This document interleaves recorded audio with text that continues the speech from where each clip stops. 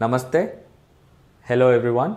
Today we're going to look at the differences between a full frame camera and a 4/3.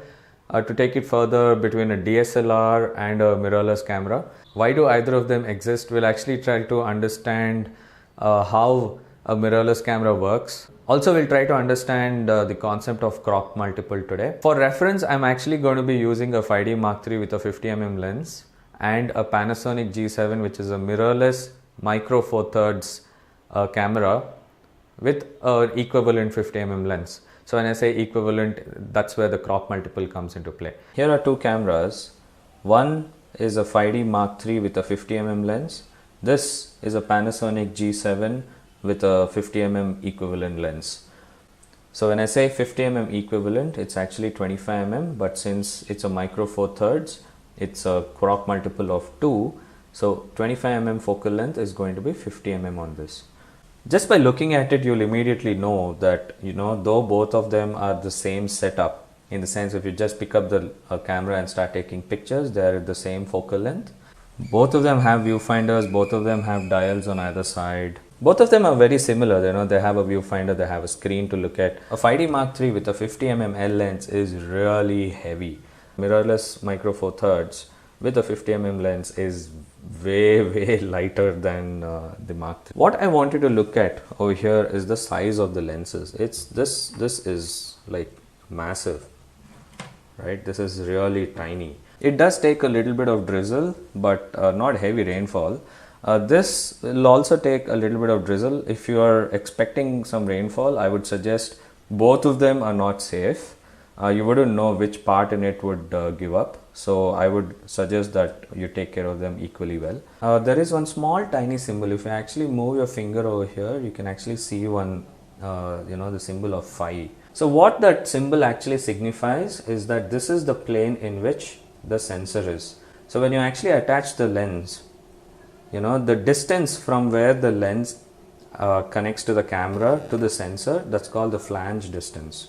So that's like really small. I mean, over here you actually see the logo jutting out, but it's really thin if you actually look at the thickness of the camera.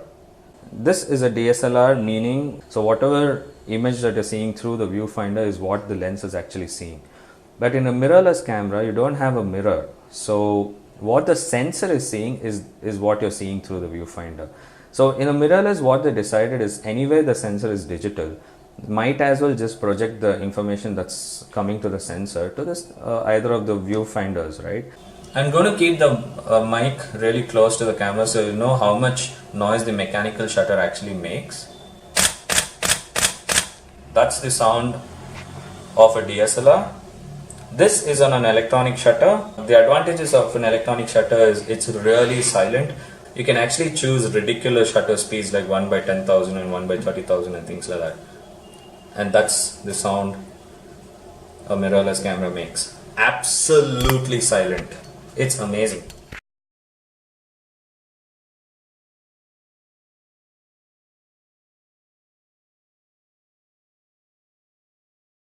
Yeah.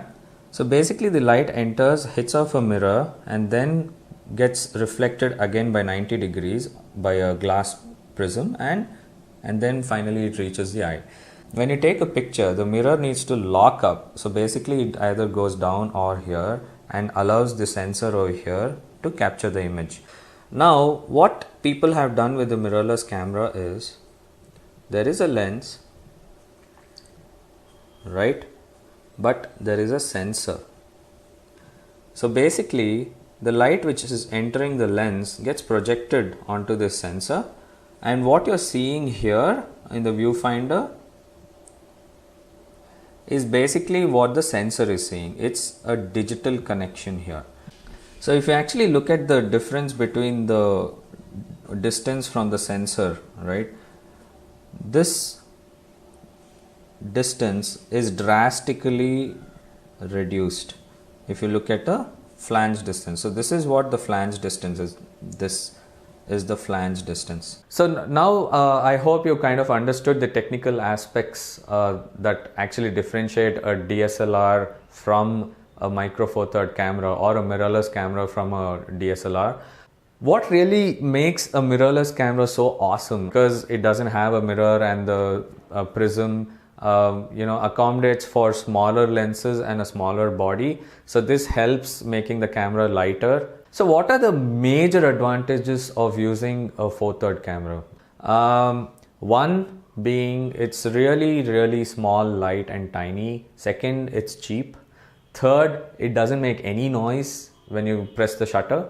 For personal use, I would just blindly say buy a mirrorless camera. To take it further, I would just blindly recommend any of the micro four third cameras out there. Olympus does a fabulous job. Panasonic has a great set of cameras, right? A micro four third completely relies, all of its functionality relies on the battery, right? So that's why the battery backup is not great. Like for example, on a full charged battery on a mirrorless, I can probably shoot around 300 pictures or 350 photos, all raw, and since the screen is always on and the sensor has to keep continuously rendering the image, it draws a lot of power. A DSLR generally uses very little power, so that's the only advantage that I can think of, the reason why I would use a DSLR. Alright, hope this video helps. Thank you for watching it.